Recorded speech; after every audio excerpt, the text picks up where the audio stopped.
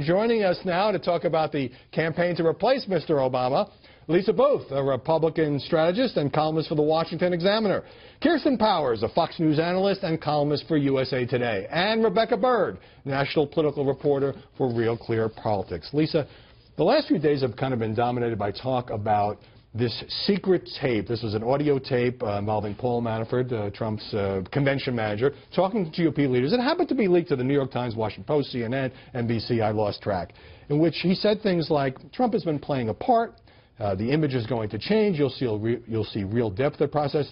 Some people said, wow, it's all an act. He's just playing a role. Is this standard stuff, or is it some kind of bombshell? Well, look, nothing's truly off the record, and these guys are experienced political hands, so they have to know that. But the tale of two Trumps... Manafort knew this would leak. Well, yeah, and Howard, the tale of two Trumps has been out there. This is something that, if you remember, Ben Carson had said something to the effect that there's two Donald Trumps.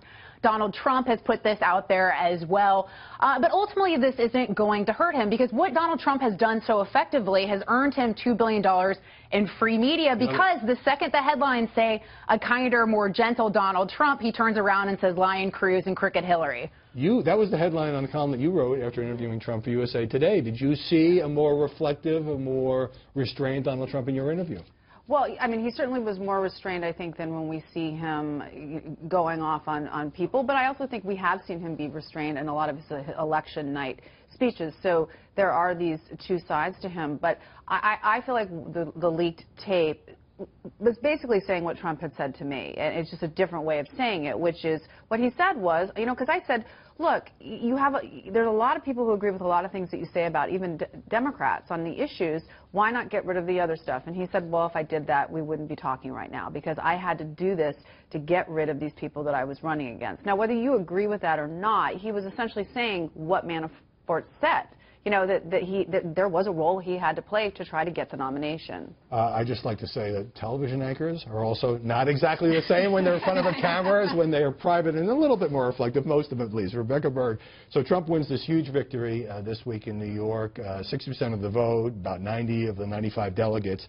And suddenly, did the press coverage and review change dramatically from Trump is in trouble to Trump's got this thing pretty well locked up? Oh, absolutely. And in total disregard for the actual delegate math. I mean, if you looked at the projections that most people had going into the New York primary, most people predicted Trump would end up with around 80 or so delegates, and so he won 10 more than that. It doesn't really change the state of play that much. So you think the press overreacted to the New York primary landslide? It's like people watching a tennis match. You look one way when the ball is on that side of the court. You look the other way when it's on the other side.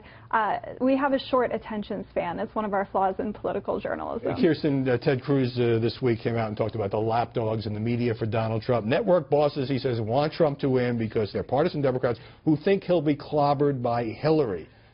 Do you buy that?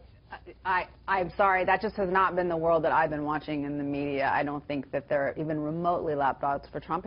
I think he's gotten very harsh coverage, frankly. Especially from ideological pundits on the right and the left. Absolutely. I mean, I think he's got hit from every side possible, and I don't think he's had it easy. I think that part of the reason that people feel that Trump has it locked up is because if you look at the states coming, they're Trump Tuesday, states. Pennsylvania, Delaware, Maryland, if northeastern Cruz was going to be picking up delegates, we've already sort of moved from his area of the country. One of the reasons, Lisa, that Trump gets a lot more play in the press is that he does a lot more interviews than Ted Cruz does. And just this week, Trump has talked to the New York Times at length, the Washington Post, Wall Street Journal, The Hill. That's one of the ways that he comes to dominate the press coverage. Well, absolutely. And look, I think that Senator Ted Cruz is making a mistake here when he condemns the media. Sometimes it can help you if you do that, like it did during the CNBC debate when the moderators were widely panned, and it was actually Senator Ted Cruz's condemnation of those moderators that drew up headlines the next day. But when you saw in the instance with his interview with Sean Hannity, it hurts him because it's a misfire and he's perceived as a baby. He did the same thing with Chris Wallace when he said the questions were mean and threatened to walk off the stage during the January Fox News debate. Right. He suggested Hannity was a Trump supporter, and Sean took some umbrage at that. All right.